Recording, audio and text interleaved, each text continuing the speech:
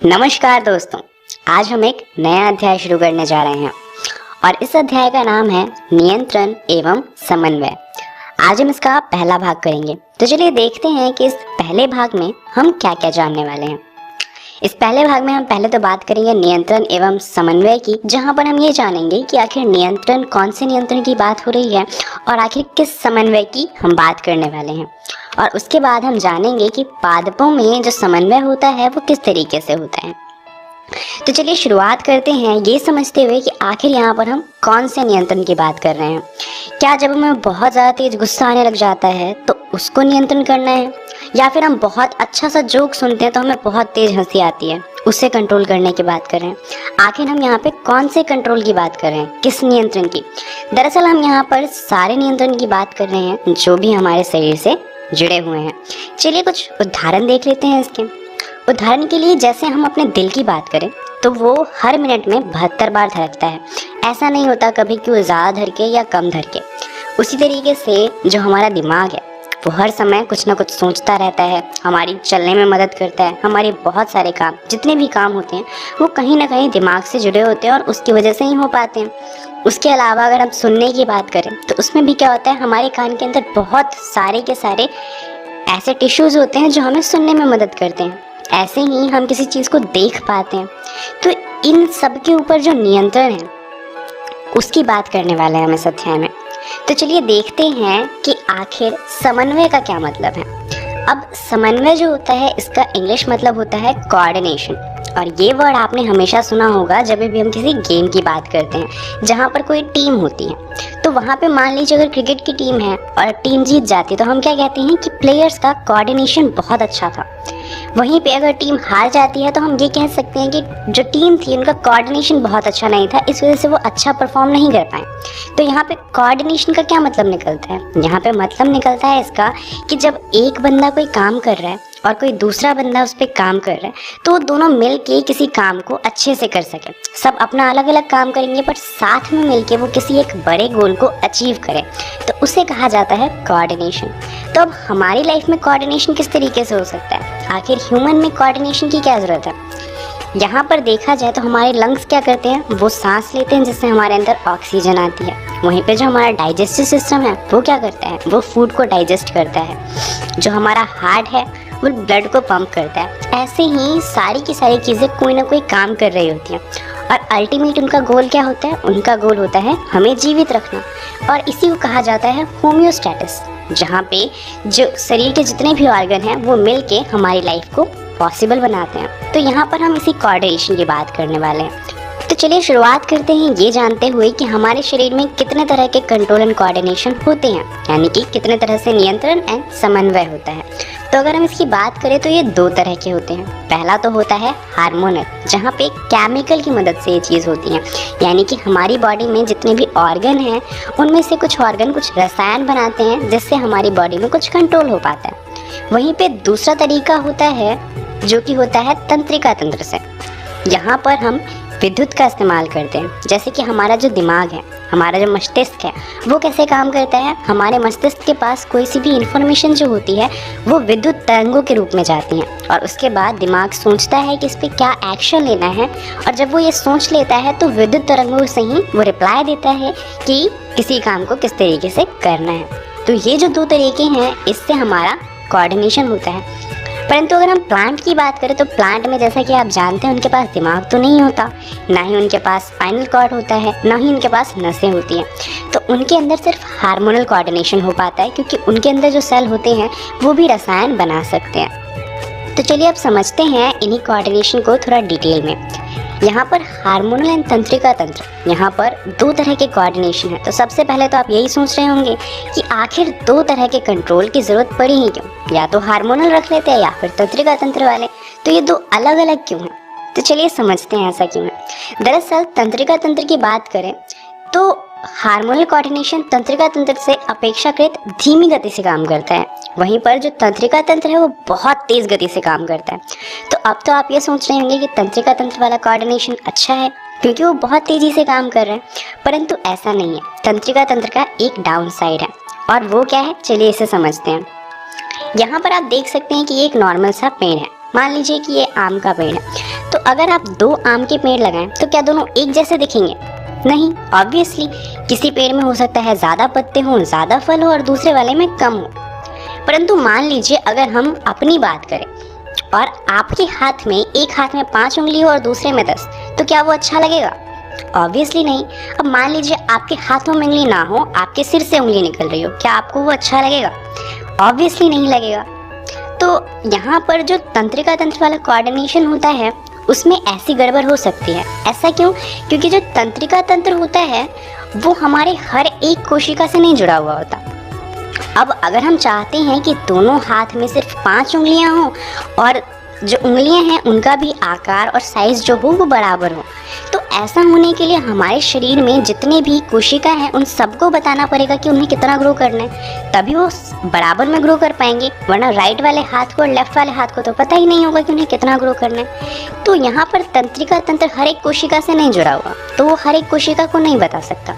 परंतु रसायन की बात करें तो वो रक्त से होता हुआ हर एक कोशिका तक जा सकता है। तो इसीलिए जो हार्मोनल कोऑर्डिनेशन होता है उसमें विकास जैसे कार्य जो होते हैं वो बड़ी कुशलता से किए जा सकते हैं, क्योंकि हार्मोन हर एक कोशिका को बता देगा कि उसे कितना ग्रो करना है और इससे दोनों हाथ की उंगलियां बराबर ग्रो हो पाती हैं। वहीं पे विकास जैसे कार्य जो होते हैं वो तंत्रिका तंत्र से कुशलता से नहीं हो सकते।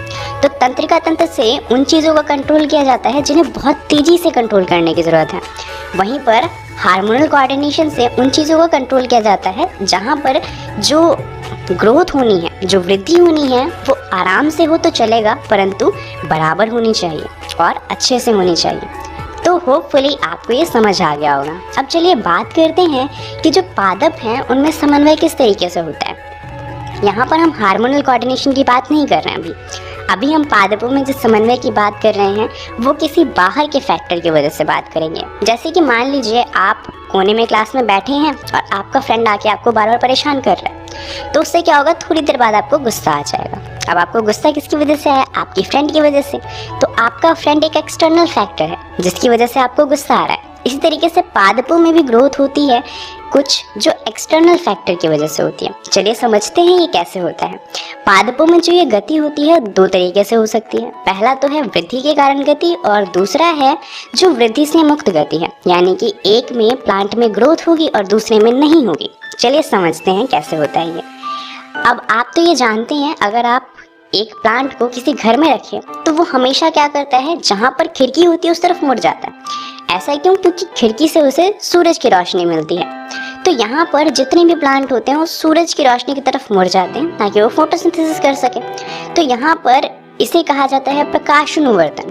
क्यों? क्योंकि जो प्लांट है वो सूरज की रोशनी की तरफ मुड़ रहा है। अब यहाँ पर एक्सटर्नल फैक्टर क्या हुआ? सूरज की रोशनी। खिड़की जहाँ पर होगी प्लांट उसी डायरेक्शन में मूव करेगा, और क्योंकि ये प्रकाश की वजह से मूव कर रहा है इसलिए इसे हम प्रकाशानुवर्तन कहते हैं। और क्योंकि ये प्रकाश की तरफ मूव कर रहा है इसलिए आप इसे घनात्मक प्रकाशानुवर्तन कह सकते हैं। वहीं पर अगर हम जड़ों की बात करें तो जड़ क्या करते हैं, वो सूरज से अपोजिट डायरेक्शन में मूव करते हैं, इसीलिए इसे हम ऋणात्मक प्रकाशानुवर्तन भी कह सकते हैं। इस तरीके से दूसरा होता है जिसे हम इंग्लिश में कहते हैं जियोट्रॉपिज्म और हिंदी में इसे कहते हैं गुरुत्वानुवर्तन। अब इसमें क्या होता है, इसमें ग्रेविटी की वजह से गति होती है। जैसे कि जड़ें जो होती हैं वो हमेशा ग्रेविटी की तरफ मूव करती हैं, वहीं पर पत्ते क्या होते हैं, ग्रेविटी यानी कि गुरुत्वाकर्षण से अपोजिट दिशा में मूव करते हैं। इस तरीके से तीसरा होता है हाइड्रोट्रॉपिज्म, जिसको हम हिंदी में कहते हैं जलानुवर्तन। अब आप समझ गए होंगे नाम से ही, यहाँ पर क्या होता है, जो प्लांट होता है उसके अंदर जो वृद्धि होती है वो जल की तरफ होती है। अब ऐसा जितने भी जो रेगिस्तान वगैरह में पौधे रहते हैं उनमें ज़्यादा देखा जाता है, परंतु ये हर पौधे में होता है। इसमें क्या है कि जड़ों को पानी चाहिए, तो जड़ें क्या करती हैं, जिस तरफ उन्हें पानी मिलता है वो उस तरफ बढ़ना शुरू कर देती हैं जिससे उन्हें ज़्यादा पानी मिल सके। इसी तरीके से 2 और तरह के मूवमेंट होते हैं।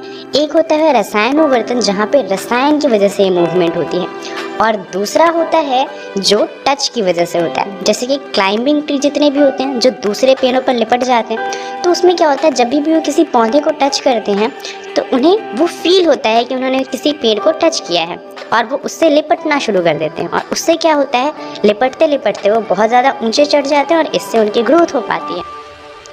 तो यहाँ पर जितनी भी चीज़ें हुई उसमें आप एक बात नोट करेंगे कि यहाँ पर प्लांट में वृद्धि हुई है, प्लांट यहाँ पर बढ़ा है, परंतु एक और ऐसी गति होती है जहाँ पर प्लांट बढ़ता नहीं है। चलिए उसका उदाहरण देखते हैं। इसको हम कहते हैं वृद्धि से मुक्त गति। जैसा कि आपने छुई का पौधा तो देखा होगा, इसे हम मिमोसा पत्ती के नाम से भी जानते हैं। इसमें क्या होता है, आप जैसे ही इसको टच करते हैं ये सिकुड़ना शुरू कर देती है।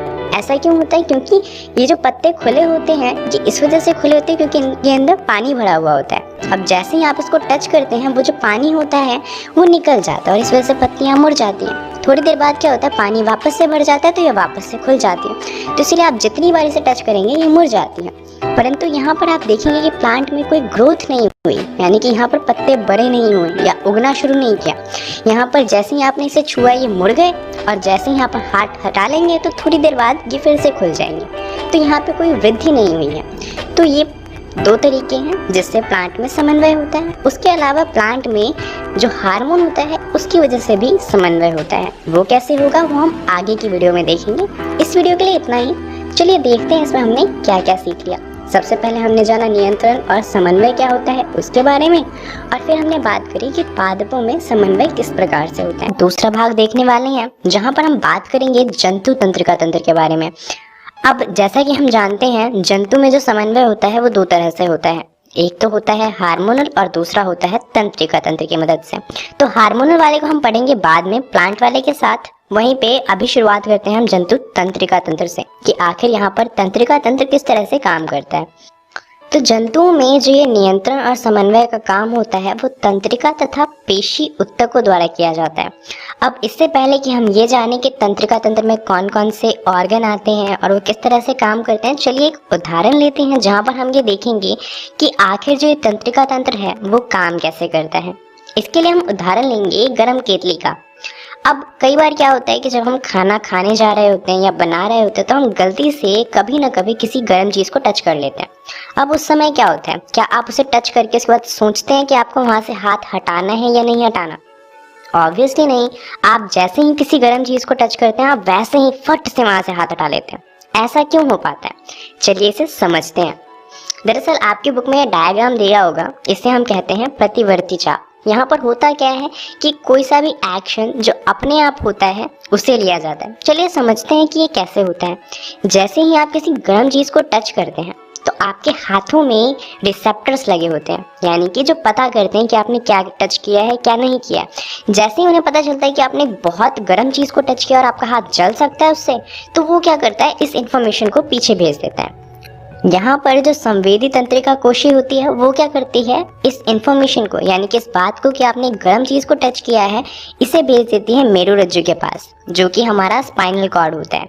यानी कि जो हमारे पीछे आपने देखा है रीढ़ की हड्डी, उसके अंदर एक पतली सी कोशिका होती है जो इस इंफॉर्मेशन को अपने पास लेती है और उसके बाद वो देखती है कि आपने इसे गर्म चीज़ को टच किया है और आपको हाथ हटा लेना चाहिए। तो ये इस इंफॉर्मेशन को भेजती है हमारे मस्तिष्क के पास।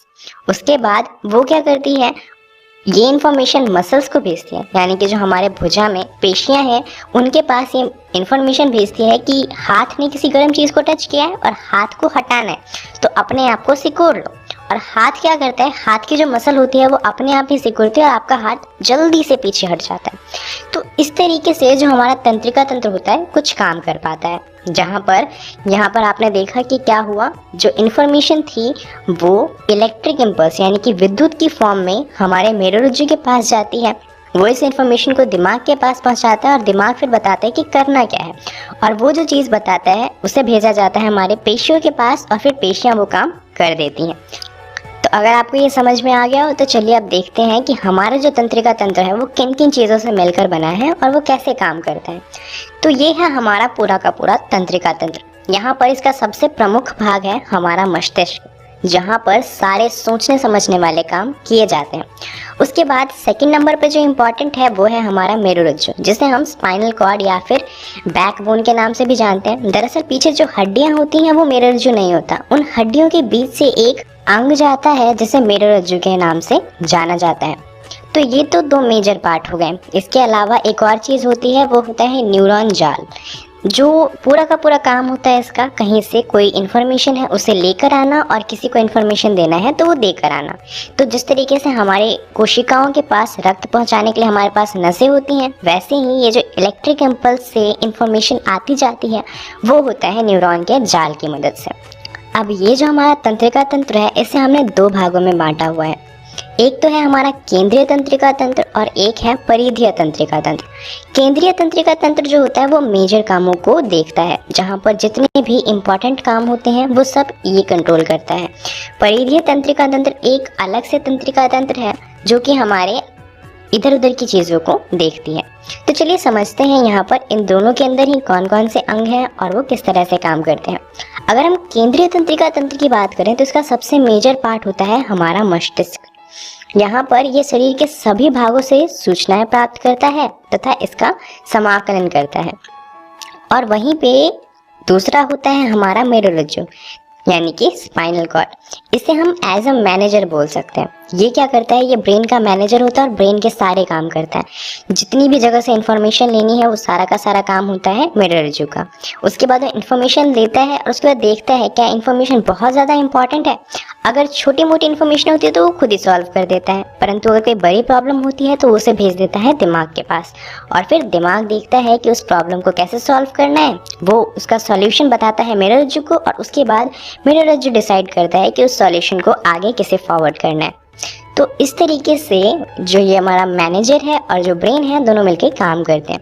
अब इनकी इन्फॉर्मेशन को आगे पीछे करने के लिए जो न्यूरॉन का जाल है उसका इस्तेमाल किया जाता है। अब जो हमारा केंद्रीय तंत्रिका तंत्र है इसे हमने दो भागों में फिर से बांटा हुआ है। इसका पहला भाग है कायिक तंत्रिका तंत्र, जहाँ पर जितने भी वॉलेंट्री यानी कि ऐच्छिक चीज़ें हैं वो कंट्रोल होती हैं। यानी कि वो सारे काम जो हम अपनी इच्छा से करते हैं, जैसे कि कोई बटन दबाना हो तो अब आपकी मर्जी, आप अपना हाथ उठा के बटन दबाएं या फिर ना दबाएं। चलना हो गया तो आप खुद से चलें या ना चलें, ये सब आपके ऊपर है। तो ऐसी जो चीज़ें होती हैं वो आती हैं कायिका तंत्रिका तंत्र के अंदर। वहीं पे दूसरा तंत्रिका तंत्र होता है आत्मक तंत्रिका तंत्र। यहाँ पर वो सारी चीज़ें होती हैं जिसे हम इनवॉलेंट्री कह सकते हैं या अनैच्छिक कह सकते हैं, जो अपने आप होती हैं, जैसे कि दिल का धड़कना या फिर डाइजेशन का होना यानी कि पाचन। अब जब भी आप खाना खाते हैं तो उसके बाद आप बैठकर खाना पचाते थोड़ी हैं, वो खाना अपने आप पच जाता है। उसी तरीके से जो धड़कनें हैं वो अपने आप धड़कती रहती हैं। आप सांस लेते हैं, आपको उल्टी होती है तो वो भी अपने आप ही होती है, आपका उसके ऊपर कंट्रोल नहीं होता। तो ये जितनी भी चीज़ें हैं जो इनवॉलेंट्री होती हैं, जिन पे आपका कंट्रोल नहीं होता, वो आती है आत्मगत तंत्रिका तंत्र के अंदर। अब आप ज़रूर सोच रहे हो कि हमें ये दो अलग अलग तरह की चीज़ों की क्यों ज़रूरत है। एक जो हमारी ऐच्छिक है जिसे हम खुद कंट्रोल करते हैं और एक अपने आप कंट्रोल होती है। दोनों में से कोई एक तरीके की चीज़ होनी चाहिए थी। तो चलिए एक उदाहरण देता हूँ जिससे आपको ये अच्छे से समझ में आएगा। मान लीजिए कि अगर सारी चीज़ें अपने आप कंट्रोल होती, तो मान लीजिए आपको रोड क्रॉस करना है और आप रोड क्रॉस कर रहे हैं, चलते चलते अचानक से आपका पैर क्या बोलता है कि अब वो आगे नहीं जाएगा, क्योंकि वो तो अपने आप कंट्रोल हो रहा है ना। तो वहाँ पे क्या होगा, एक्सीडेंट हो सकता है। तो यहाँ पर आपके पैर का कंट्रोल आपके पास होना बहुत ज़्यादा ज़रूरी हो जाता है। तो हो सकता है आप ये सोचें कि सारे के सारे कंट्रोल हमारे पास होने चाहिए। तो जैसे यहाँ पर धड़कन है, दिल की जो धड़कन होती है वो हम कंट्रोल नहीं करते। अब मान लीजिए एक सेकंड के लिए कि आपको कंट्रोल करना होता है और आप करना भूल जाते हैं, तो उससे बहुत ज़्यादा दिक्कत हो सकती थी। इसलिए कुछ चीज़ें हैं जिन्हें हम कंट्रोल कर सकते हैं और कुछ चीज़ें हैं जिन्हें हम कंट्रोल नहीं कर सकते। चलिए अब समझते हैं कि आत्मगत तंत्रिका तंत्र को कितने भागों में बांटा गया। दरअसल इसे हमने फिर से दो भागों में बांटा है। पहला है अनुकंपी तंत्रिका तंत्र और दूसरा है परानुकंपी तंत्रिका तंत्र। इन दोनों के लिए ही इंग्लिश की कुछ लाइन फेमस है। अनुकंपी तंत्रिका तंत्र के लिए हम यूज करते हैं फाइट एंड फ्लाइट सिस्टम, वहीं पर परानुकंपी के लिए इस्तेमाल होता है रेस्ट एंड डाइजेस्ट सिस्टम। अब चलिए इनको समझते हैं कि इनका क्या मतलब है। फाइट का मतलब होता है लड़ना और यहाँ पर फ्लाइट का मतलब है भाग जाना या वहाँ से चले जाना। तो यहाँ पर देखा जाए तो अनुकंपी तंत्रिका तंत्र को ये बताया गया है कि या तो ये लड़ेगा या फिर भाग जाएगा। तो इसका उदाहरण देखते हैं। मान लीजिए आप रास्ते पर चल रहे हैं और अचानक से कुत्ता आपके ऊपर भौंकने लग जाता है, तो आप क्या करेंगे, या तो आप उसे डराने की कोशिश करेंगे, आप वहां से भाग जाएंगे। दोनों ही केस में क्या होगा कि आपकी जो दिल की धड़कन है वो बहुत ज़्यादा तेज हो जाएगी, आपके पास बहुत ज़्यादा एनर्जी आ जाएगी। ये क्यों होता है? क्योंकि ये जो अनुकंपित तंत्रिका तंत्र होता है वो ऊर्जा खर्च करने के लिए शरीर को उत्तेजित करता है। आपके दिल की धड़कन बढ़ती है, आपका जो रक्त होता है वो आपकी त्वचा और डाइजेशन वाला जो पार्ट होता है उससे हटकर बॉडी में आ जाता है, जिससे आपको बहुत ज़्यादा ग्लूकोज मिलता है और आपके अंदर बहुत ज़्यादा एनर्जी आ जाती है। इससे आप बहुत तेज़ी से भाग सकते हैं। वहीं पर परानुकंपित तंत्रिका तंत्र इसका बिल्कुल अपोजिट है। ये क्या करता है, ये ऊर्जा को संरक्षित करता है तथा शरीर को शांत करता है। अब मान लीजिए आप कोई काम नहीं कर रहे हैं, आप आराम से शांति से बैठे हुए हैं, तो वहां पर अगर शरीर को बहुत ज़्यादा ऊर्जा मिलती है तो उससे क्या होगा कि ऊर्जा बर्बाद चली जाएगी, क्योंकि आप तो कोई काम कर ही नहीं रहे।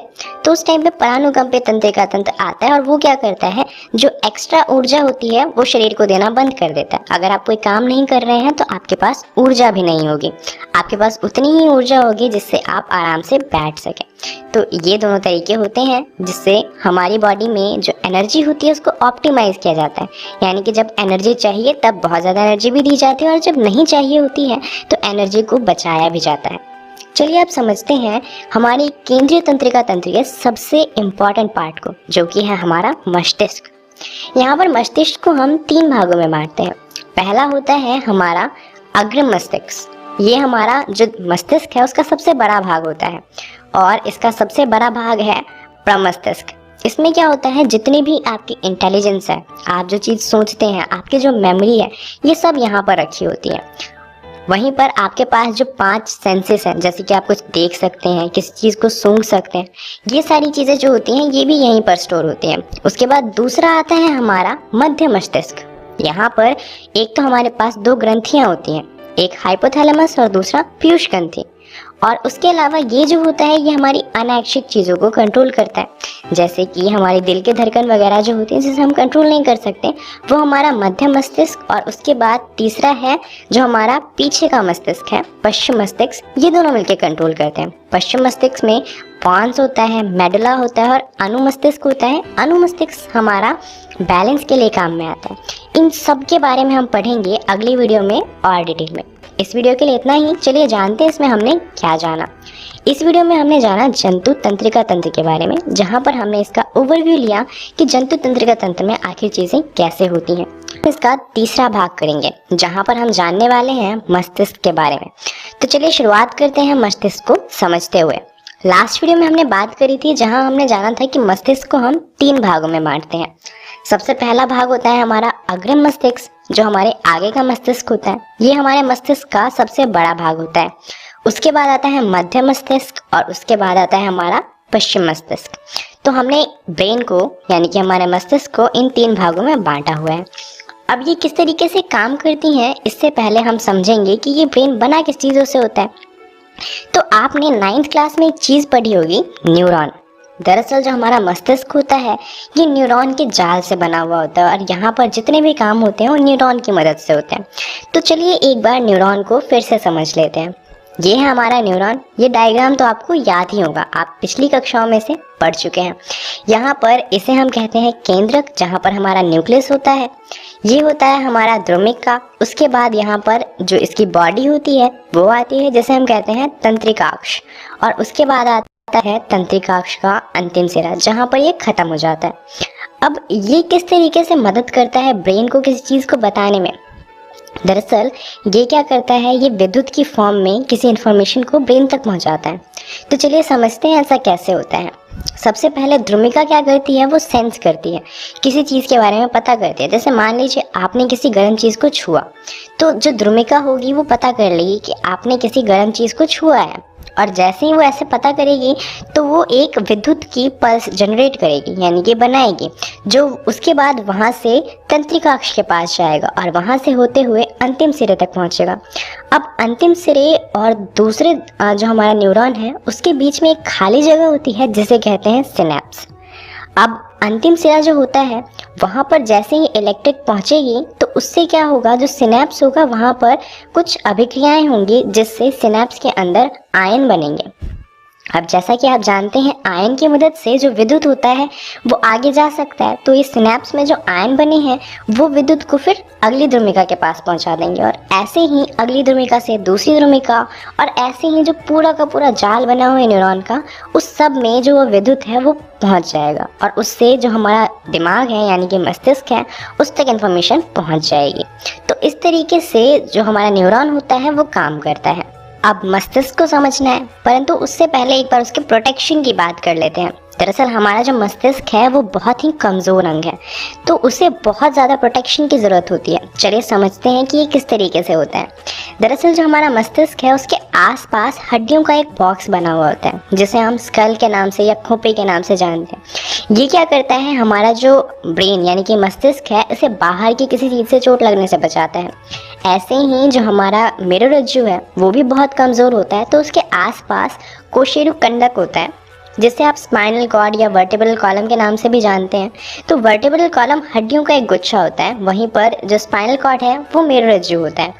मेरुरज्जु जो हमारा वर्टिब्रल कॉलम है उसके अंदर होता है, और वर्टिब्रल कॉलम उसे बचाता है बाहर की किसी चीज़ से चोट लगने से। परंतु ये दोनों ही इतने कमज़ोर होते हैं कि इन हड्डियों से टकरा कर भी इन्हें चोट लग सकती है। तो इनके पास जो ये हड्डियों की प्रोटेक्शन है, दरअसल इन्हें इससे भी प्रोटेक्ट करना है। तो ये कैसे होगा?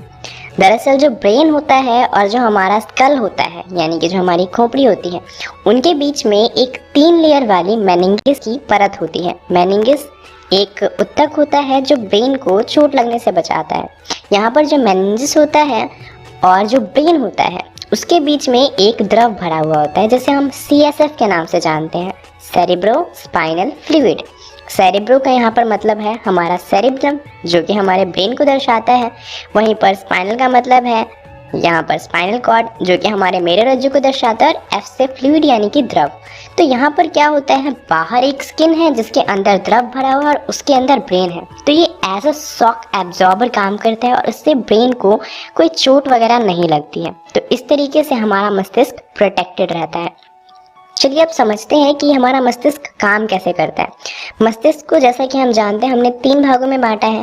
पहला होता है हमारा अग्र मस्तिष्क, जिसे हम फोर ब्रेन के नाम से जानते हैं। दूसरा होता है मध्य मस्तिष्क, जिसे हम मिड ब्रेन के नाम से भी जानते हैं।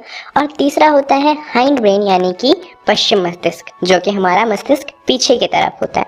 चलिए समझते हैं कि ये काम कैसे करता है। शुरुआत करते हैं अग्रिम मस्तिष्क को समझते हुए, जिसे हम इंग्लिश में फोर ब्रेन के नाम से जानते हैं। तो मस्तिष्क का मुख्य सोचने वाला जो भाग है वो है अग्रिम मस्तिष्क। आप जितनी भी चीज़ें सोचते हैं, आपके जो इंटेलिजेंस है, आपका जो मेमोरी है, जो आपने पहले से सोच रखा है, जो आप आगे सोच रहे हैं, ये सारा का सारा काम कहाँ होता है, हमारे फोर ब्रेन में यानी कि अग्रिम मस्तिष्क में होता है। इसके अलावा विभिन्न ग्रंथि से जो संवेदी सूचनाएं प्राप्त करते हैं, तो वो सारी की सारी सूचनाएं भी हमारे अग्रिम मस्तिष्क में ही आती हैं। जैसे कि आप कुछ देखते हैं या आप कुछ सुनते हैं, जो हमारे पास 5 इंद्रियां हैं, उन सब का कंट्रोल कहाँ होता है, अग्रिम मस्तिष्क में। इसके अलावा इसके पास कुछ अलग कंट्रोल भी होते हैं। जैसे कि कई बार क्या होता है, आप जब खाना खा लेते हैं तो आपको पता चल जाता है आपका पेट भर गया है। तो ये कैसे पता चलता है, इसके लिए जो आपके पास ग्रंथि है, ये इसका भी कंट्रोल कहाँ होता है, हमारे अग्रिम मस्तिष्क में होता है। उसके अलावा जितने भी ऐच्छिक क्रियाएं हैं वो अग्रिम मस्तिष्क से नियंत्रित होती हैं। जैसे कि आप खुद चल सकते हैं, आप अपना हाथ उठा सकते हैं, जितनी भी चीज़ें आप खुद से कंट्रोल कर सकते हैं वो सारा का सारा कहाँ होता है, अग्रिम मस्तिष्क में। तो वो सारी चीज़ें जिन्हें हम कंट्रोल खुद से नहीं कर सकते वो कहाँ कंट्रोल होती हैं।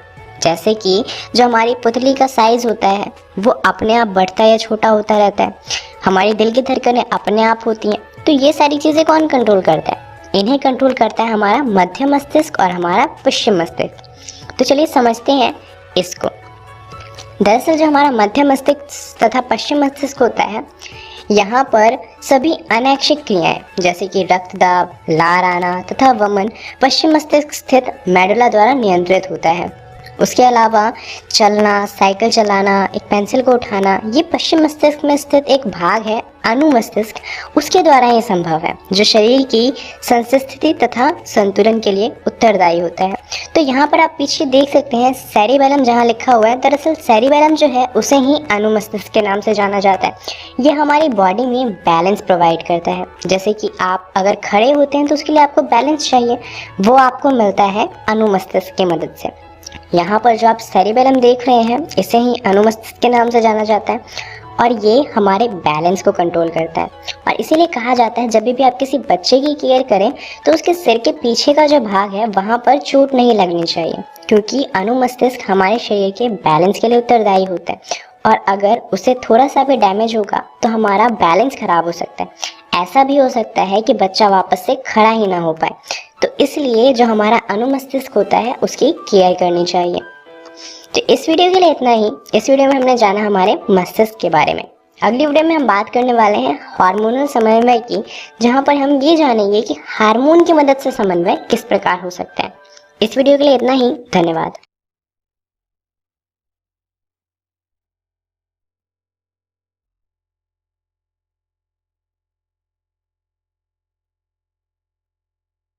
नमस्कार दोस्तों, आज जो हम अध्याय कंटिन्यू करेंगे उसका नाम है नियंत्रण एवं समन्वय। आज हम इसका चौथा भाग देखने वाले हैं। तो चलिए देखते हैं इस भाग में हम क्या जानेंगे। इस भाग में हम बात करने वाले हैं पादपों में हार्मोन की। अब इससे पहले हम जान चुके हैं तंत्रिका तंत्र से कोऑर्डिनेशन यानी कि समन्वय कैसे होता है। अब हमें बात करनी है दूसरे तरह के समन्वय की, जो कि होता है हार्मोन्स की मदद से। अब जैसा कि तंत्रिका तंत्र पादपों में तो होता नहीं, इसलिए पादपों में सिर्फ हार्मोनल कोऑर्डिनेशन होता है। तो चलिए समझते हैं वो कौन कौन से हार्मोन हैं जो पौधों में कोऑर्डिनेशन में मदद करते हैं। अब अगर हम पौधों की बात करें तो पौधों में जो पादप हार्मोन है वो कुल मिलाकर 5 हैं जिसकी हमें बात करनी है। पहला है ऑक्सिन, दूसरा है जिबरेलिन, तीसरा है साइटोकिनिन, चौथा जो कि है इथीन। ये आपकी बुक में नहीं दिया हुआ परंतु ये इंपॉर्टेंट है तो इसे पढ़ना ज़रूरी हो जाता है। और पांचवा है एब्सिसिक अम्ल। तो ये 5 हार्मोन हैं जिसकी हमें बात करनी है। तो अब पौधों की बात करें तो पौधों के बारे में आप ऐसे समझ लीजिए कि पौधे या तो ग्रो होते हैं यानी कि इनमें वृद्धि होती है, या फिर इनमें वृद्धि नहीं होती। तो ये जो 5 हार्मोन हैं इनका कुल मिलाकर एक ही काम है, या तो ये वृद्धि करेंगे या फिर ये वृद्धि नहीं करेंगे। ये इतना सिंपल है। तो चलिए शुरुआत करते हैं सबसे पहले हार्मोन से, देखते हुए कि उसका काम क्या होता है। अब जो सबसे पहला हार्मोन है ये क्या करता है, इसकी मदद से जो पौधे होते हैं वो सूरज की तरफ झुक जाते हैं। चलिए समझते हैं ये कैसे होता है। दरअसल ऑक्सिन जो होता है वो कोशिकाओं की लंबाई में वृद्धि में सहायक होता है। तो अब यहाँ पे ऑक्सिन से ये समझ में आता है कि ऑक्सिन से क्या होगा, जो पेड़ है उसकी लंबाई बढ़ेगी। तो इससे ये सूरज की तरफ कैसे झुकेंगे, चलिए ये समझते हैं। दरअसल मान लीजिए ये हमारा तना है किसी पौधे का, और इस तने में क्या होगा, पूरी जगह पे ऑक्सीजन भरा हुआ होगा, क्योंकि ऑक्सीजन पादप हार्मोन है तो पादप में तो होगा ही। परंतु जब भी इसके ऊपर कोई लाइट पड़ती है, सूरज की या किसी जगह से भी लाइट पड़ती है, तो ऑक्सीजन क्या होता है, लाइट से दूर भागता है। तो जिस तरफ लाइट आएगी वो उसके दूसरी तरफ चला जाएगा। तो अब पेड़ के तने के आधी तरफ ऑक्सीजन नहीं है और आधी तरफ बहुत ज़्यादा ऑक्सीजन है। तो इससे क्या होगा, जिस तरफ ऑक्सीजन नहीं है वो तो बढ़ेगा ही नहीं, परंतु जिस तरफ ज़्यादा ऑक्सीजन है वहाँ पे बहुत तेज़ी से ग्रोथ होगी, वो बहुत तेज़ी से बढ़ेगा। तो जब एक साइड बहुत ज़्यादा बढ़ेगा और दूसरी साइड बढ़ ही नहीं रहेगी, वो भी एक ही तने की, तो क्या होगा, जो तना होगा वो मुड़ जाएगा। और तना मुड़ेगा किस तरफ, ये मुड़ जाएगा अंदर की तरफ। तो यहाँ पर आप देख सकते हैं जैसे ही तना मुड़ेगा तो ये किस तरफ मुड़ा है, जहाँ पर लाइट है। इसीलिए क्या होता है, जितने भी पार्क वगैरह होते हैं वहाँ पे क्या होता है, दूसरी तरफ से लाइट नहीं पड़ती, एक ही तरफ से लाइट पड़ रही होती है। और इस वजह से जो पार्क वगैरह होते हैं उनमें सारे पेड़ पार्क के अंदर की तरफ मुड़े हुए होते हैं, कोई सा भी पार्क के बाहर की तरफ नहीं आता। उसका कारण यही है क्योंकि जो ऑक्सीजन होता है उसकी वजह से पेड़ अंदर की तरफ मुड़ते हैं। चलिए अब समझते हैं दूसरे हार्मोन को, जो कि है जिबरेलिन। अब ये जो जिबरेलिन हार्मोन है इसका ऐसा कोई सीन नहीं है कि ये सूरज की रोशनी से दूर भागता है, किसी रोशनी से दूर भागता है। तो इस वजह से जिबरेलिन से क्या होता है, इससे भी ऑक्सीजन की तरह ही वृद्धि होती है। और ये जब पौधों में होता है तो बहुत तेज़ी से बढ़ते हैं, जब कम होता है तो कम तेज़ी से बढ़ते हैं, और नहीं होता है तो नहीं बढ़ रहे होते। तो जैसे कि यहाँ पर आप 3 पौधे देख सकते हैं और आप देख कर ही बता देंगे। अगर आपको पूछा जाए किसमें जिबरेलिन जो है वो सबसे ज़्यादा होगा, तो जो तीसरे नंबर का पौधा है उसके अंदर जिबरेलिन सबसे ज़्यादा होगा। वहीं जो पहले नंबर का पौधा है उसमें जिबरेलिन बहुत कम होगा, क्योंकि उसमें ग्रोथ हुई ही नहीं है। जो तीसरा हार्मोन होता है वो है साइटोकिनिन। ये कोशिका विभाजन को प्रेरित करता है। कोशिका विभाजन का क्या मतलब है? एक कोशिका 1 से 2 बन जाए, 2 कोशिका 2 से 4, 4 से 8, 8 से 16, 16 से 32, इस तरीके से कोशिका विभाजित होती रहे। तो ये क्या करता है? साइटोकिनिन से प्रेरित करता है, मतलब कोशिका को कहता है विभाजित होने के लिए। इसलिए जहाँ भी कोशिका विभाजन बहुत तेजी से होता है वहाँ पर साइटोकिनिन पाया जाता है, बहुत ज़्यादा अधिक सांद्रता में। जो साइटोकिनिन है वो हमें ज़्यादातर बीज वगैरह में मिलता है। जैसे कि आपने देखा होगा, जब आप चने को पानी में डालते हैं तो क्या होता है, एक ही दिन में उसके स्प्राउट्स बन जाते हैं, यानी कि उनमें से सफ़ेद सफ़ेद डंडियाँ निकलने लग जाती हैं। एक दिन पहले तक कोई डंडी नहीं थी और एक ही दिन में इतनी सारी डंडी बन गई, यानी कि उनके अंदर जो कोशिका विभाजन हो रहा है वो बहुत तेज़ी से हो रहा है। और ऐसा किसकी वजह से हो पाता है? ये हो पाता है साइटोकिनिन की वजह से। इसके अलावा जो चौथा हार्मोन है उसका नाम है एथीन। इसको हम इथाइन भी बोल सकते हैं, ये दोनों ही नाम से फेमस है। एथीन या इथाइन दोनों में ही पादप हार्मोन है और ये इकलौता ऐसा हार्मोन है जो गैस अवस्था में होता है। यह फल के विकास और पकने को बढ़ावा देता है। इसी वजह से जब एथीन होता है तो जो पौधे में फल होते हैं वो धीरे धीरे कर पकने लगते हैं। अब कई बार क्या होता है कि हमारे पास पौधे में जो फल होते हैं वो कच्चे होते हैं और लोगों को पके हुए फल चाहिए होते हैं, तो उन्हें आर्टिफिशियली पकाया जाता है विद द हेल्प ऑफ एक हार्मोन है जिसका नाम है ऑक्सीटोसिन।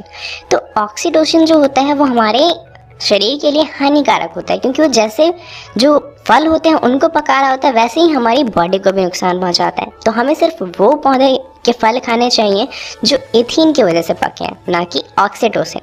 हमें आर्टिफिशियल पके हुए फल नहीं खाने चाहिए।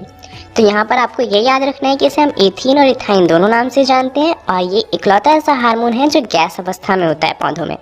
चलिए, अब जो हमने 4 अभी बात करी है जिन हार्मोन की, उन चारों में आपने एक बार नोटिस करी होगी कि चारों की वजह से ग्रोथ बढ़ रही है। एक से फल पकते हैं, एक से बीज बहुत ज़्यादा तेज़ी से बढ़ने लग जाते हैं और बाकी 2 से ग्रोथ होती है। तो कोई ऐसा भी तो चाहिए जो ग्रोथ को रोके। तो जो 5वां हार्मोन है एब्सिसिक एसिड या फिर एब्सिसिक अम्ल, ये क्या करता है? ये वृद्धि का समंदन करने वाले हार्मोन में से एक है। ये पत्तियों का मुरझाना वगैरह जो होते हैं वो इसके प्रभाव में सम्मिलित है। इससे जो पौधे की ग्रोथ होती है उसे कंट्रोल किया जाता है। तो ये 5 पादप हार्मोन हैं जिससे पौधों में समन्वय होता है। चलिए अब बात करते हैं जंतुओं में समन्वय की। तो जंतुओं में समन्वय में जंतुओं के हार्मोन पे पहुंचने से पहले हमें समझना होगा कि जंतुओं में किस तरह की ग्रंथियां होती हैं। दरअसल हार्मोन किसी न किसी ग्रंथि से ही निकलेगा। तो जंतुओं में 2 तरह की ग्रंथियां होती हैं, एक होती है अंतःस्रावी ग्रंथियां और दूसरी होती है बहिःस्रावी ग्रंथियां। अब यहाँ पर हमें पढ़ना है सिर्फ उनके बारे में जो कि होती हैं अंतःस्रावी ग्रंथियां। बहिःस्रावी ग्रंथियों के बारे में हमें नहीं पढ़ना है, पर फिर भी एक बार जान लेते हैं कि आखिर इन दोनों में अंतर क्या है। अंतःस्रावी ग्रंथि और बहिःस्रावी ग्रंथियों की बात करें तो अंतःस्रावी जो होती हैं वो होती हैं डक्टलेस ग्रंथि, वहीं बहिःस्रावी जो होती हैं वो होती हैं डक्टेड ग्रंथि।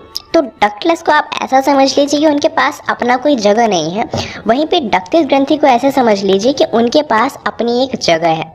तो डक्टलेस ग्रंथि क्या करती है? यहाँ पर जो हार्मोन बनते हैं उन्हें सीधा रक्त में भेज दिया जाता है, क्योंकि उनके पास कोई जगह नहीं है जहाँ पर वो इन्हें बचाकर रख सके। वहीं पे बहिःस्रावी ग्रंथियों में क्या होता है?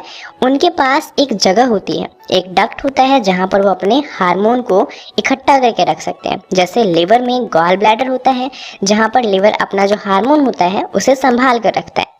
तो यहाँ पर बहिःस्रावी ग्रंथियाँ जो है उनके पास अपना डक्ट होगा, परंतु इसके बारे में हमें नहीं पढ़ना। वहीं पे अंतःस्रावी ग्रंथियाँ जो हैं जो सीधा अपना हार्मोन बनाती हैं और सीधा ब्लड में डाल देती हैं, यानी कि रक्त में डाल देती हैं, हमें उनकी बात करनी है। तो ये कुछ ग्रंथियाँ हैं जो अंतःस्रावी हैं जिनकी हमें बात करनी है। हमारे सिर में होता है हाइपोथैलेमस, पीनियल ग्लैंड और पीयूष ग्रंथि, जिसे हम मास्टर ग्रंथि के नाम से भी जानते हैं। उसके बाद हम गले के पास हैं तो यहाँ पर 3 और ग्रंथियाँ होती हैं। पहला है अवटु ग्रंथि, दूसरा है परावटु ग्रंथि और तीसरा है थाइमस ग्रंथि। वहीं पर जब हम अपने पेट के पास आते हैं तो यहाँ पर 2 और ग्रंथियाँ हैं। पहला है अग्नाशय। अग्नाशय एक तो बहिःस्रावी ग्रंथि में भी आता है, उसके साथ साथ अंतःस्रावी ग्रंथियों में भी आता है, और दूसरा है अधिवृक्क ग्रंथियाँ। ये जो अब तक हमने जिन ग्रंथियों की बात करी ये नर और मादा दोनों में ही सेम होती हैं, परंतु इसके अलावा 2 और ग्रंथियाँ हैं जो दोनों में अलग अलग होती हैं। पुरुषों में वृषण होता है, वहीं पर महिलाओं में अंडाशय नाम की ग्रंथि होती है। और ये दोनों सिर्फ जो वृषण है वो सिर्फ मेल्स के पास होता है, वहीं पे जो अंडाशय है वो सिर्फ फीमेल के पास होता है।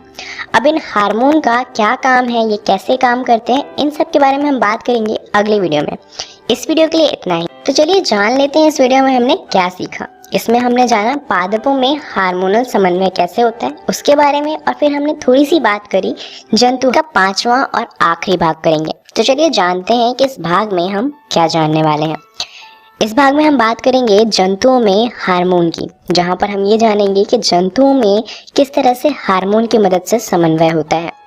अब यहाँ पर हमारे सिर के पास जो ग्रंथियां हैं वो हैं हाइपोथैलेमस, पीनियल ग्रंथि और पीयूष ग्रंथि।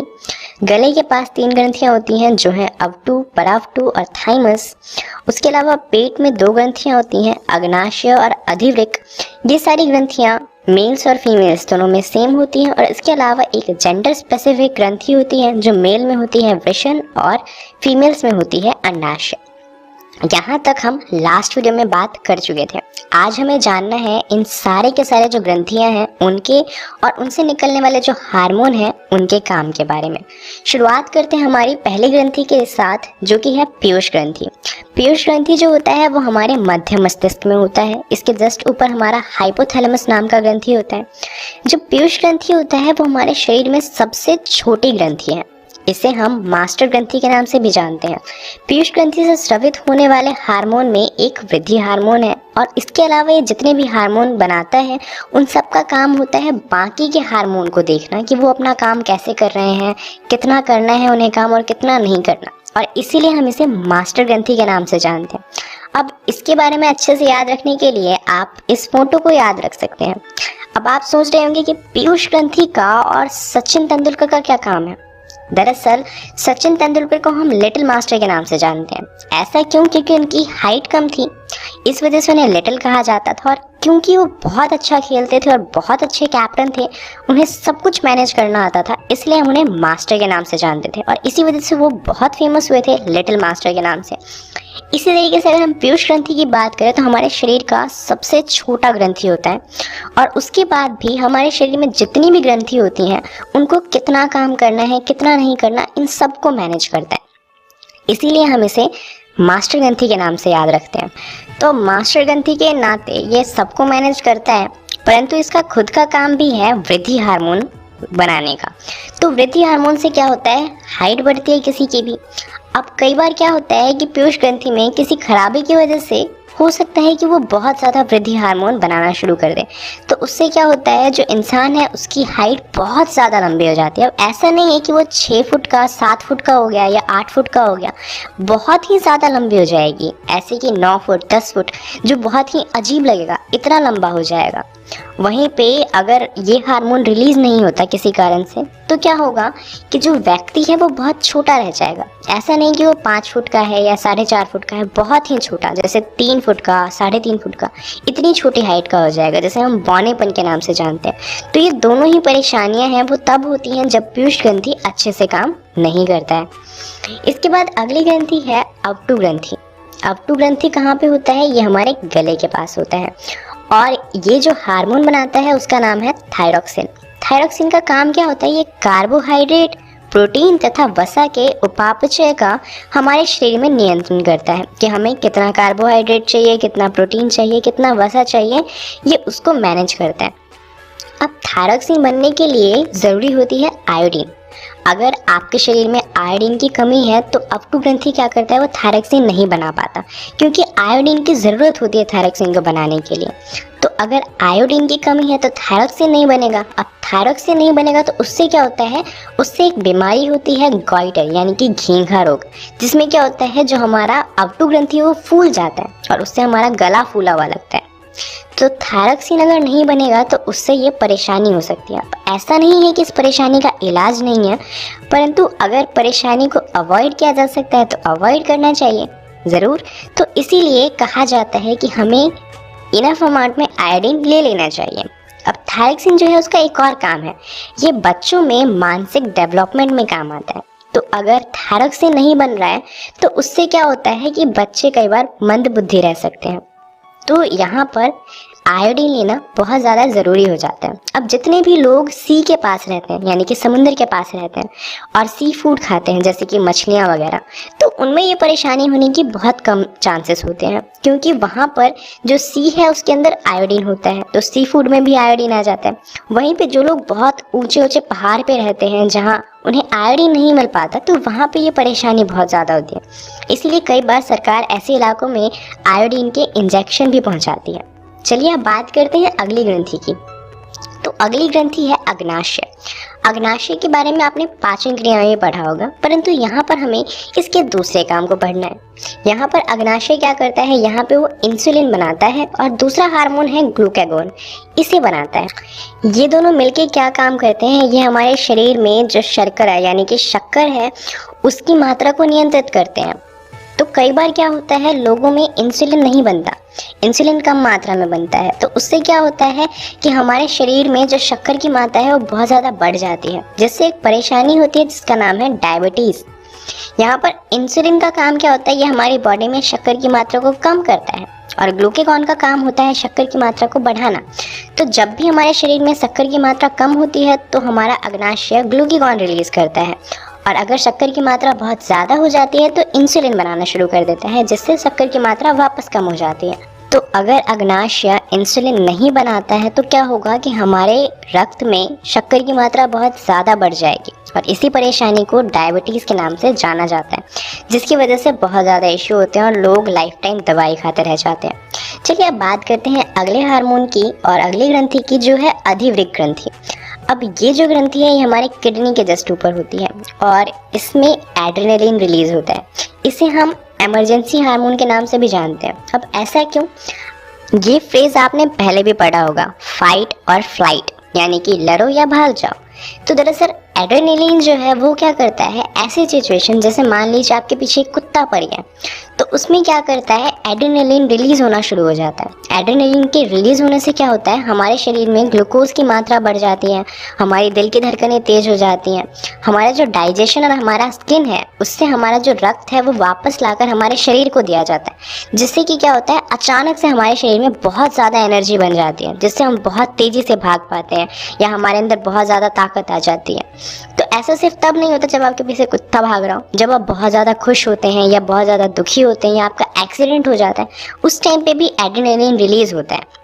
जैसे मान लीजिए किसी का एक्सीडेंट हो गया तो वहाँ पर उसे बहुत ज़्यादा पेन होना चाहिए, और इतना पेन हो सकता है कि वो पेन की वजह से मर जाए। तो ऐसे टाइम पे भी एड्रेनलिन रिलीज होता है, जो क्या करता है, उसे पेन फील नहीं होने देता, नेचुरल पेन किलर के रूप में भी काम आता है। तो इसी वजह से हम इसे इमरजेंसी हार्मोन के नाम से भी जानते हैं। चलिए अब बात करते हैं अगली ग्रंथि की, जो कि है वृषण। ये सिर्फ पुरुषों में होता है और ये रिलीज करता है टेस्टोस्टेरॉन। टेस्टोस्टेरॉन जो हार्मोन है ये क्या करता है, ये हमारे अंदर वो कैरेक्टर्स लाता है जो कि एक पुरुष में होते हैं, जैसे कि दाढ़ी का आना या फिर मूंछों का आना या फिर बहुत ज़्यादा मसल्स होना। ये सारी चीज़ें टेस्टोस्टेरॉन की वजह से होती हैं। वहीं पे अंडाशय रिलीज करता है एस्ट्रोजन। ये सिर्फ लड़कियों में होता है और इसकी वजह से मेमोरी ग्लैंड जैसी चीज़ें बनती हैं।